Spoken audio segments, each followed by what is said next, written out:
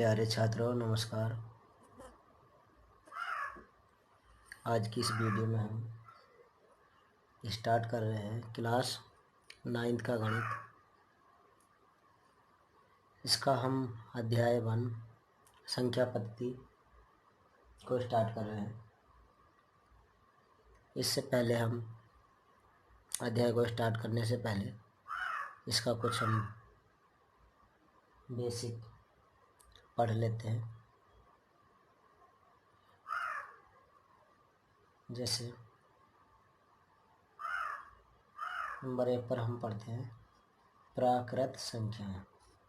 प्राकृत संख्याएं, इसे हम इंग्लिश में नेचुरल नंबर बोलते हैं।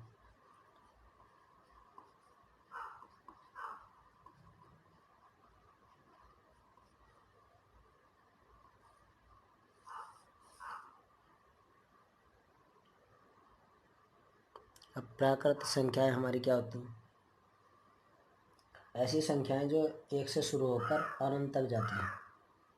जो ऐसी संख्याएं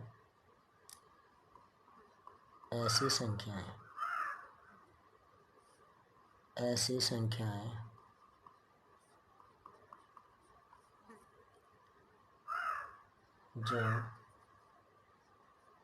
1 से शुरू होकर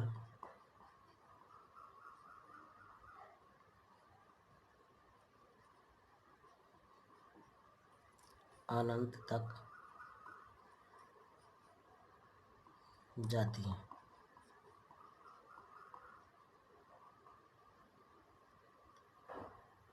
अर्थात कहने का मतलब है जो हमारी संख्याएं, जैसे गिनती की जो हमारी संख्याएं होती हैं, जो हमारी गिनती की संख्याएं होती हैं उन्हें हम प्राकृत संख्याएं कह सकते हैं। ठीक, या ऐसी संख्याएं जो 1 से शुरू होती हैं और अनंत तक जाती हैं। ठीक, तो उन्हें हम प्राकृत संख्या कहते हैं। इसे n से दर्शाते हैं, यानी प्राकृत संख्याओं को हम n से दर्शाते हैं। लो मैं अर्थात करके वो लिख देता हूँ।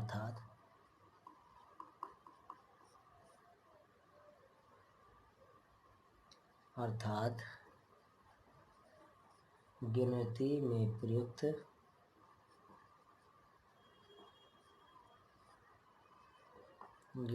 प्रयुक्त होने वाली संख्याएं, गिनती में प्रयुक्त होने वाली संख्याएं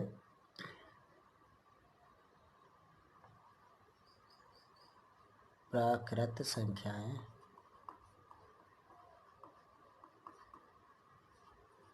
कहलाती हैं।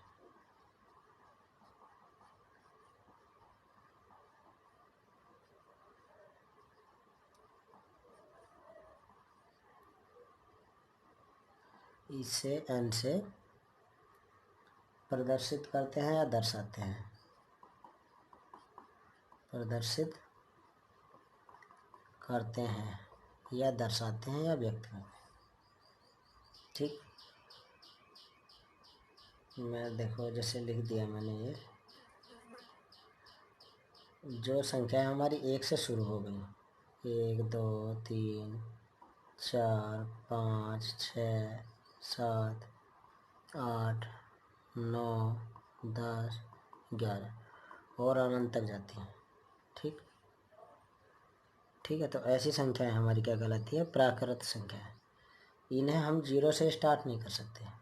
ठीक ठीक है, अगर हम 0 से स्टार्ट करेंगे तो वो होगी हमारी पूर्ण संख्या। ठीक है, तो ऐसी संख्याएं जो हमारी 1 से शुरू होती हैं और अनंत तक जाती हैं, वो संख्याएं हमारी प्राकृत संख्याएं कहलाती हैं। ठीक, अब नंबर 2 पर हम पढ़ लेते हैं पूर्ण संख्याएं। पूर्ण संख्याएं, इन्हें हम इंग्लिश में बोलते हैं होल नंबर। Whole number. ठीक,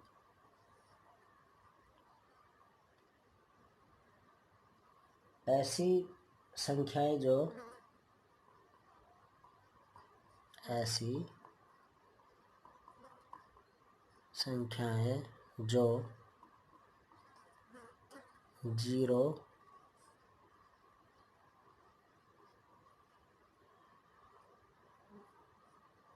यहाँ लिख देता हूँ,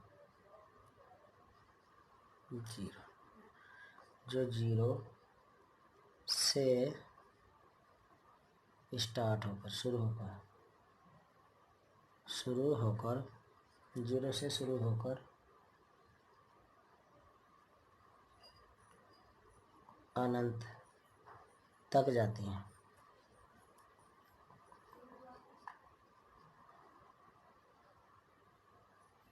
ठीक,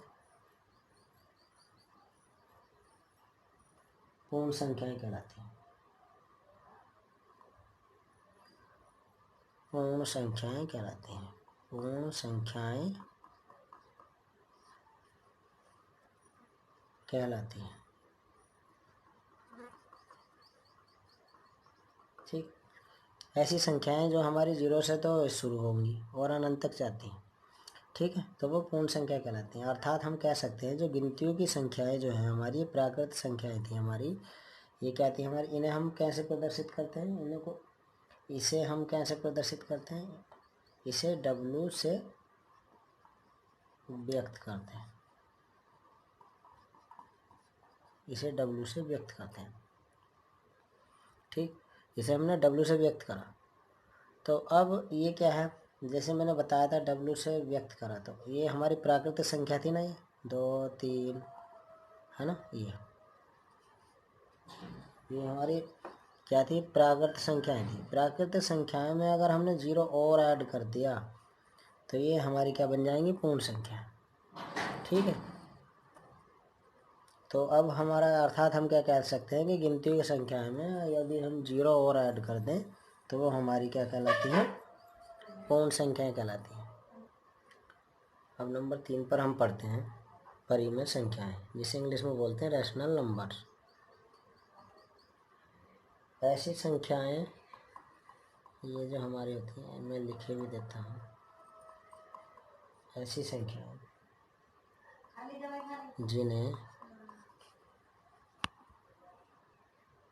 जिन्हें P/Q के रूप में व्यक्त किया जा सके।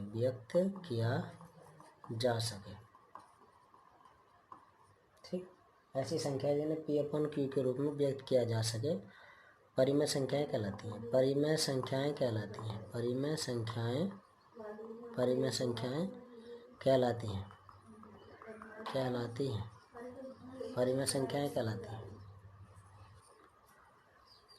जहाँ P और Q दो पूर्णांक हैं तथा Q ≠ 0 है। इसमें क्या है, शर्त है कि P और Q पूर्णांक होने चाहिए तथा और Q के बराबर 0 नहीं होना चाहिए। तो अब जैसे मैंने एग्जांपल ले लिया, आप 1/2, ये हमारा होता है अंश, ये होता है हमारा हर, ये हो गया हमारा P, इसको बोलते हैं हम बटा, इसे बटा 1/2 ऐसे पढ़ेंगे। तो ये हो गया हमारा अंश, ये हर, और ये हमारा P और ये Q। तो Q हमारा 0 नहीं होना चाहिए, Q ≠ 0, यानी Q 0 नहीं है। तो ये हमारी शर्त है। ठीक, तो अब हमारा ये आप कह सकते हो कि 0 क्या परिमेय संख्या है, 0 ही परिमेय संख्या है, क्योंकि 0 को हम 0/1 लिख सकते हैं। तो ये हो गया हमारा Q यहाँ 0 नहीं है। ठीक, और ये हमारा जैसे मैंने लिखा 4 भी हमारा क्या है, 4 भी हमारा हो गया क्या, परिमेय संख्या, क्योंकि इसके बटे 1 लिख सकते हैं। तो ये हो गया P/Q। ठीक, तो ये हमारा परिमेय संख्या क्लियर हो गया। तो अब हम जो है आगे पढ़ते हैं अपरिमेय संख्या, आगे पढ़ेंगे अपरिमेय संख्या। तो आज की इस वीडियो में बस इतना ही। इसके जो शेष बेसिक जो हमारे टॉपिक बचे हैं उसे हम अगली वीडियो में पढ़ेंगे। तब तक के लिए धन्यवाद।